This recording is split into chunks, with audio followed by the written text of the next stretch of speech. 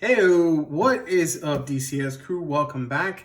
And we've got another tale of two knives. And in this particular case, this one is, if you can believe it, designed by a firefighter turned knife collector turned knife designer. And it has been produced by Bestech. This is actually the third, I guess, iteration of the original design that was produced by the designer, a gentleman named Adam Purvis. I'll get a little bit more into him in the video itself, but before we get into that, I just want to get it right out of the way. Huge shout out to Wes at Bestech, Bestech themselves, and the Apex Passaround for providing these knives for review. This is actually mine to keep, and this is actually one that was also provided. So enough of that. Let's go ahead and pop that intro and get back to it so that we can talk about the meat and potato on these knives. This is the Bestech Texel.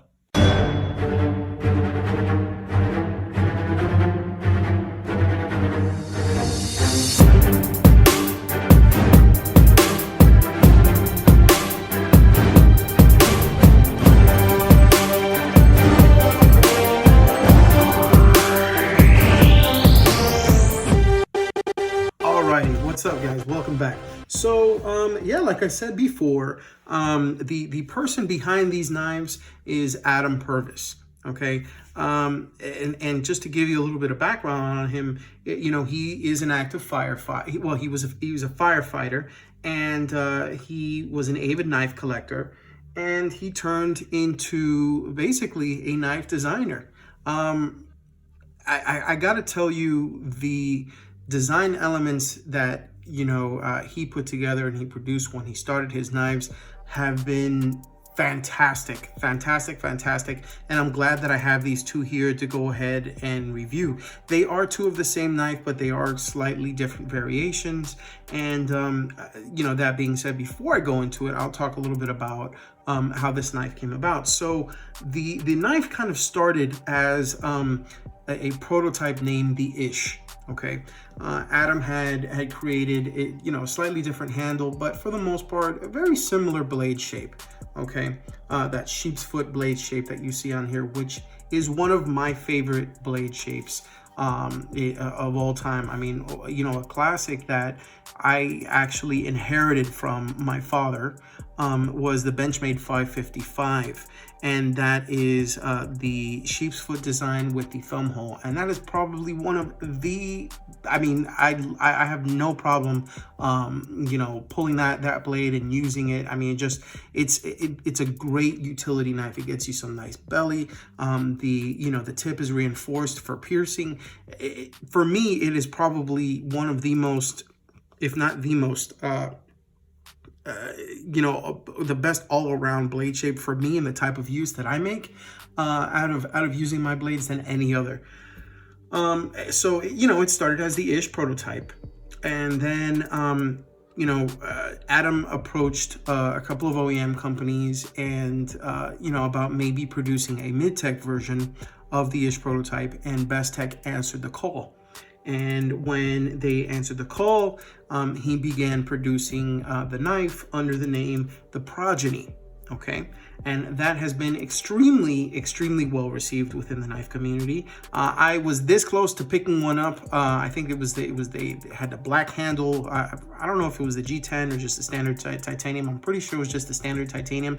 Beautiful knife, very similar to this guy, and I wasn't able to get it. It sold out. So I was kind of bummed about that. But I had spoken with the rep over at Bestech during Blade Show East in Atlanta. And he's like, look, if you like Adam Purvis's stuff, give it a little bit of time. He's coming out with something with us soon, and I think you're really gonna like it. So I was under the impression it was gonna be one of their, more expensive line of knives, but it actually turned out not to be. You can actually pick these up from most knife retailers for a little over $50. I want to say it's about 52-ish. Yeah, right around there. And these were obviously produced also by Bestech. and this is known as the Texel. Now, you're wondering, what the hell is a Texel? Well, the Texel is actually, and this was explained to me by Wes at Bestech, so thank you so much for the info, Wes. This is actually, the Texel is a breed of sheep originally from the island of Texel in the Netherlands, but they're called Texel sheep, okay? And I really think that the name is fitting because it gives homage to the sheep's foot blade, which is fantastic on these. I love the grind on them. I mean, I think that they're just really good quality knives. And that's actually how it came to pass. It started off as a prototype, which was the Ish. Then they started producing the midtech version specifically for Adam Purvis. There was a Purvis line called the Progeny, and then Adam Purvis turned around and he created the budget version with Bestech called the Texel. Now, these are 2 of the 4 models that are available. You can see this is black with the red back spacer. This is G10, by the way. This is Jade G10, and has a black back spacer. But there is also a yellow model and an orange model, and both of them have like just kind of like a standard gray back spacer. I did like the fact that these 2 were made available because there were a few things that are shown on these knives that allow me to go ahead and show the difference that you would see on the knives altogether. So for the black G10 with the red back spacer, which by the way, is super nice. If you notice on the blade, okay, and Bestech tends to do this, they will do a format of like a washing on the flats, and then the grinds will be nice and satin. In this particular case, it's kind of like a carbon color, and then they laser etch the Bestech logo, as you can see right there. So it's not really like a black wash on the flats. It's more like a carbon kind of gray color on the black G10 version. And then you have the Jade version, which has more like just like a standard stone wash flats, and then the grind is obviously the nice satin look with the Bestech logo embossed a little bit darker, lasered in onto, basically etched onto the blade. Whereas on this one, just to kind of keep it, you know, nice and visible, it is a little bit lighter and etched onto the blade. Now, both of these are D2 steel, okay? And that being said, let's go ahead and talk about just the dimensions and a little bit about the specs on the knife, okay? So with the handle material, like I mentioned before, it's G10, and it comes out in 4 colors: yellow, orange, black, and jade. This is the Jade G10 version, okay? So you do have Jade G10, you have stainless steel liners. It is a liner lock, and it locks very, very well, by the way. I want to say at about 15%, 20%. Let me look at the other one here. There you go, so you can kind of see the lock up close, okay? So nice secure lockup on that.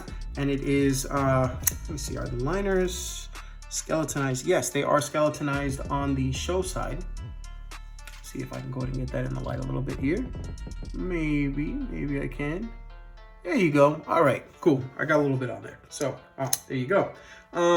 So the blade on these, like I said before, it is D2 steel. The handle length is at 4 1/4 inches. Okay, the blade length itself is 3 1/4 inches, and overall you're looking at 7 1/2 inches. Okay, now no matter which version you get, whether it's the black G10, the Jade G10, the yellow or the orange G10, these are all going to have the same dimensions, same blade steel, same pocket clips. They are going to have different back spacers on them, but the weight is also going to be the same at 3.6 ounces. So let's talk a little bit about you know, the things that I like about these knives. Okay, well, and I'm going to be completely honest here, you know, just right off the bat. I mean, you see this knife, this isn't something that you typically see from, you know, a company that's going to charge you about 50 bones for. It's usually a little bit more expensive, and I you know, you would gladly pay something like that for this kind of a knife. I'm going to be completely honest. I know I would. I mean, after holding these things and seeing how they looked, I mean, there's the contours on the G10. Well, you can see a little bit better on this one, actually. You can see the contours on the G10. You know, you have the pivot collar. That's that signature Bestech style pivot collar. You know, you have the red the G10, the back spacer that makes it pop. I mean, you do not feel a hot spot on here. Just the way that it feels in your hand, it feels like a knife that's punching way above its pay grade. I'm gonna be completely honest. You know, little things that you know Bestech does that most companies within this price range tend to kind of sacrifice a little bit. You know, among them are the fact that they use bearings, you know, in their knives. The fact that even though they use bearings in their knives, they make it a point to make sure that the action on these things are freaking fantastic. This is, I mean, I was blown away with an earlier budget Bestech knife that I had for a little bit that was provided for review, named the Bestech Torpedo. You may recall checking that out. If you haven't, feel free to go ahead and backtrack and check it out. Holy crap, amazing value. This is another one that it just really shows how awesome Bestech can create, and how a knife company really should create some of their you know, their budget line. I mean, you know, just because of the fact that somebody can pay, you know, $180, $200, $300, $400 for, you know, their top of the line versions with, you know, amazing, you know, materials, multi-tie clips, and, you know, just above and beyond super steels. You know, at the end of the day, people want a knife that, you know, it does its job, it works well, and you shouldn't have to sacrifice just because you're paying a little bit less. And Bestech proves that. I mean, they have proven that time and time again. And I feel like they go, I mean, they pass under the radar with just the amount of companies that are coming out with budget, you know, knives like, say, Civivi and Tangram, you know, rake knives, other ones and stuff.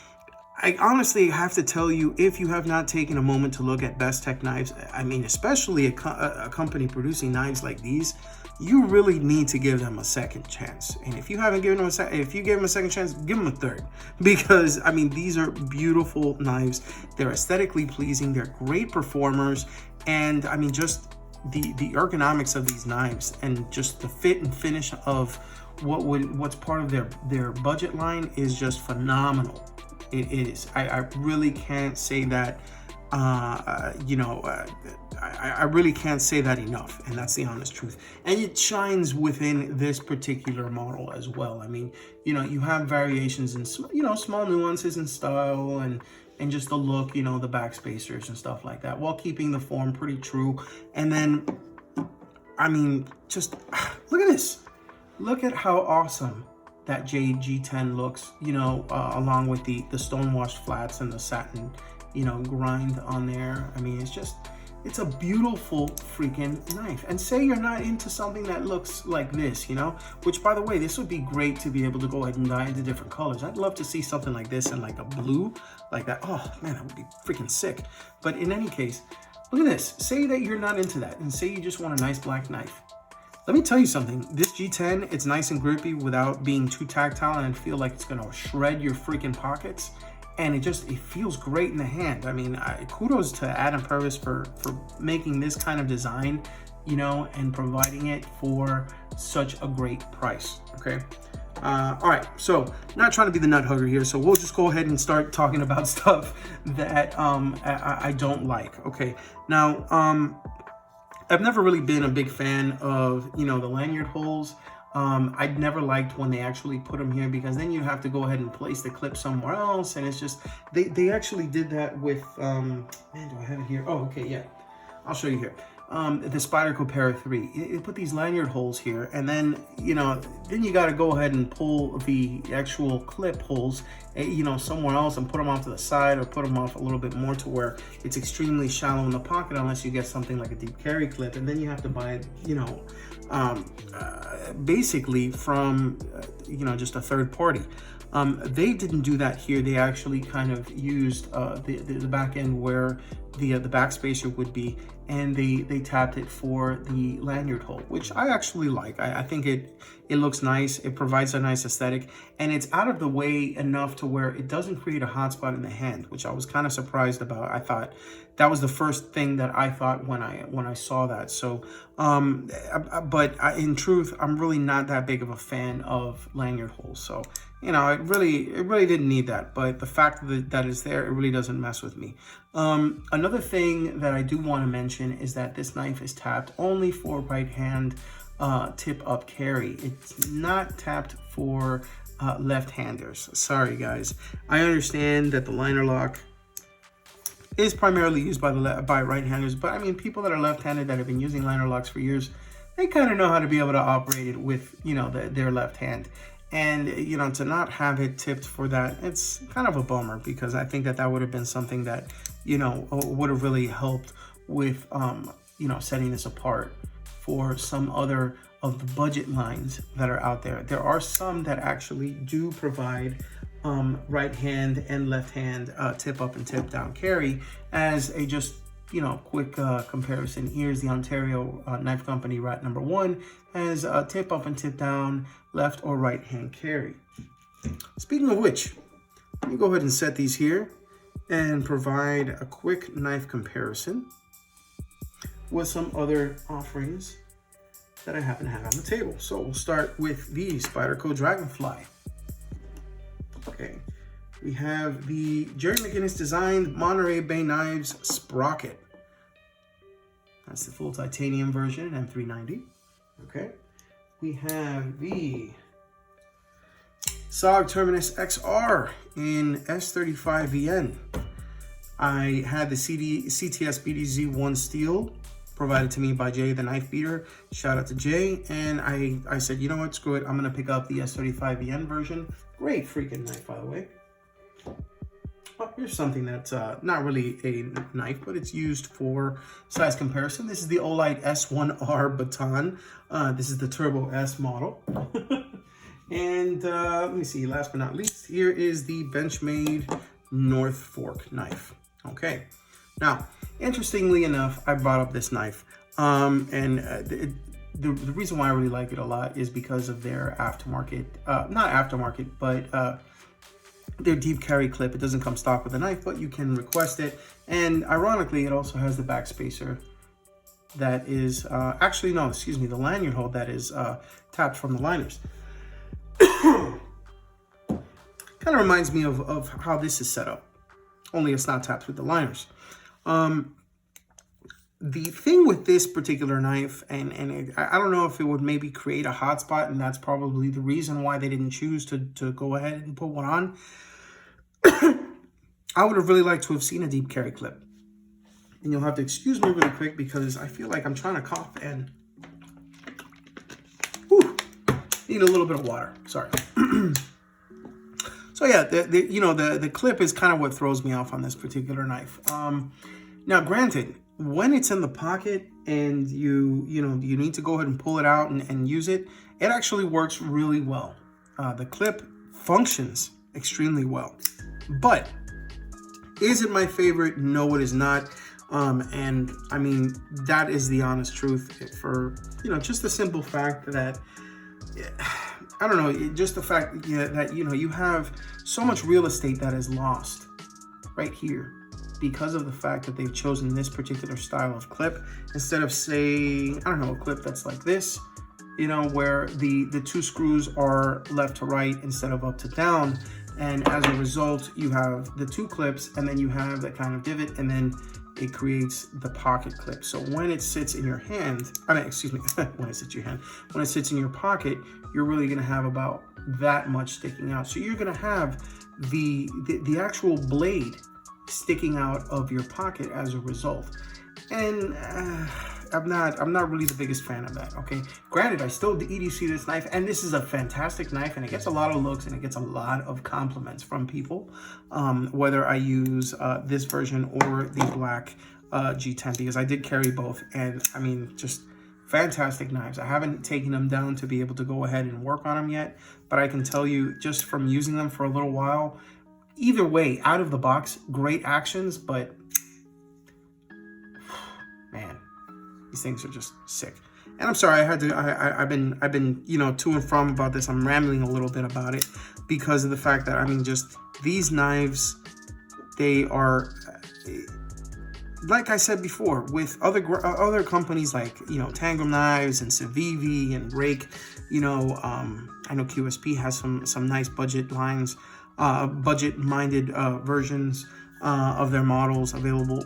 Bestech has been slept on by a lot of the EDC community, and guys, you need to get on the ball for this. I mean, this is the second Bestech model that I have tried out, and believe it or not, I haven't even ventured into their higher end versions. I've held them and I've checked them out. In fact, if you check out the Blade Show video that I did with Bestech, you're gonna notice that there's some really nice high-end stuff on there. I mean, you know, the marble carbon fiber with gold flake, and that's just all this really cool, you know, titanium and upgraded steel. But the truth is, if you're not about all of that and you want to get something that just does the freaking job, yeah, it's made in China. There's Chinese D2 and standard G10 with a pocket clip that works. Unfortunately, it's not tapped for left-hand carry. It is a liner lack, but let me tell you, this thing is really more than just the sum of its parts. You know, I've noted that, you know, Bestech's their D2 actually works pretty well, and it sharpens pretty well too. It's not something that's going to be super difficult to sharpen. Now, granted, I not only have, you know, a Lansky style sharpener, I have a Spyderco Sharp Maker to kind of keep the edge going. So, you know, I do keep that going with that. I do have a JRE Industries strop bat, which is a 4-sided strop with compound that I use to kind of hone my edges a little bit more and keep it with that laser edge, you know, that hair popping edge. And for reprofiling, I do use the KME, which is a fantastic guided sharpening system that I highly recommend. So it hasn't really been that much of an issue to be able to go ahead and maintain this. But granted, if you just have your standard, you know, like a $40 sharpener like the Spyderco Sharp Maker, if you know you have something like this, it's not going to be too difficult with just the stock stuff for you to be able to go ahead and maintain the edge on these, which is great. And that's really what you want when you're buying something like this. You want to buy something that has a nice tough steel that you can maintain. You can take it apart, you know, you can really work on it, and you can maintain it without having to break the bank. Now, one other caveat that I have with Bestech knives, and I haven't had to use it yet, but this is usually a big issue with just Chinese companies in general, is that when you need some type of warranty work done, you're not really going to get the same kind of warranty as, say, you know, a company like, I don't know, maybe Benchmade, you know. Granted, Benchmade is USA made and this is overseas.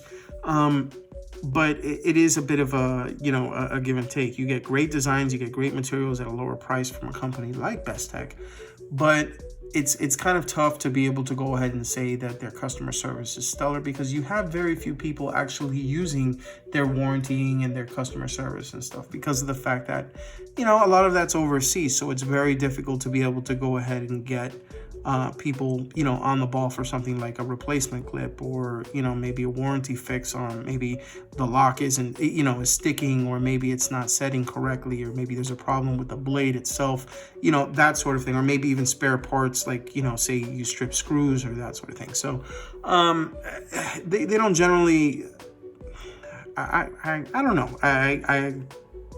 I'll see if maybe one of these days I can make a little social experiment and see if I can reach out to a company like Bestech for warranty work and see how that goes. But in the meantime, I do want to say, when it comes to the knife itself, out of the box for $52, I mean, look at this.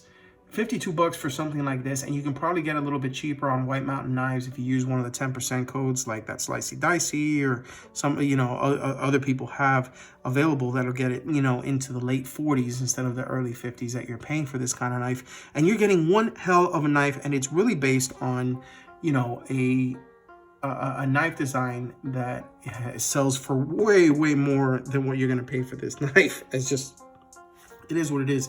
I was a huge fan of the Progeny, so when I found out that Bestech had come out with this, I'm like, hell yeah, I am gonna get my hands on the Texel. So I think it's a really cool, you know, setup. I think that the name is really unique. I like the fact that the person that named this has also named a few other models in the Bestech line, and big shout out again to Wes, you know, for turning me on to this, as well as, you know, a few other models. I hope to go ahead and check a few other ones again in the future. They are also going to be at SHOT Show 2020, so stay tuned, because believe it or not, I will be covering SHOT Show as well, and of course I am going to pass by and check out a Bestech who will be at the, I think that's it's called the next booth, or the next area, which is basically for people that are, you know, interested in, you know, just more consistent spots at SHOT Show in the future. I think that's more like a for pop-up booths and stuff for Bestech, because I think it's their first year that they're going to be there. But they are always at SHOT Show. Very, very nice people, no matter who you speak with. But again, just wanted to go ahead and give Wes and the Bestech team a shout out. Also, big shout out to Apex Passaround for providing the opportunity to go ahead and check out both of these knives, because again, this is a tale of two knives, the Black G10 as well as the G10, and it is freaking beautiful, by the way. And I do want to say, if you have any questions, feel free to go ahead and hit me up on Instagram at dailycarrysolutions, or you can send me a message at dailycarrysolutions.com using the contact me button. Now remember, whether it is the you know, the Bestech Texel, whether it is the Jerry McGinnis Monterey Bay Knives Sprocket, whether it is the Spyderco Dragonfly 2, no matter what you choose to EDC, remember, if you EDC, think of DCS. Thank you so much for watching, guys, and I will see you next time. Peace.